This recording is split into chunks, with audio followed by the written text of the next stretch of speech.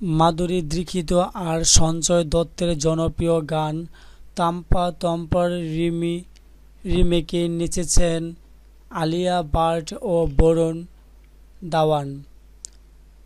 বদ্রীনাথ কি হুল হানিয়া ছবির জন্য গানটি নতুন করে পরিবেশন করেছেন পরিচালক শশাঙ্ক খৈতান।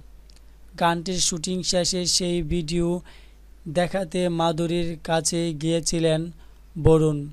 কিছুদিন আগে এই গানটির প্রচারের অংশ নিয়েছিলেন এই অভিনেত্রী। আর মজার বিষয় হলো, খুব ছোটবেলাতেই মাধুরীর সঙ্গে নাচার সুযোগ পেয়েছিলেন বরুণ ধাওয়ান। বরুণের বাবা চলচ্চিত্র নির্মাতা ডেভিড ধাওয়ান। 1995 সালে ডেভিডের ইয়ারানা ছবিতে অভিনয় করেছিলেন মাধুরী ও রিনি কাপুর। সিনেমার বেশ কিছু অংশের শুটিং হয়েছিল সুইজারল্যান্ডে। সেই সময়ে বরুণ ও শুটিং দলের সঙ্গে ছিলেন।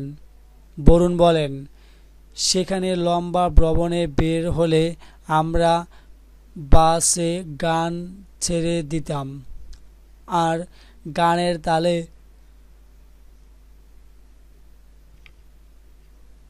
তালে ইচ্ছা মতো নাচতাম। তখন মাধুরী ম্যামের সঙ্গে আমি অনেক নেচেছি। এবার তাম্মা তাম্মা গানের ভিডিও নিয়ে মাধুরীর কাছে যাওয়ার পর এই অভিনেত্রী নাকি তাকে কিছু পরামর্শ দিয়েছেন।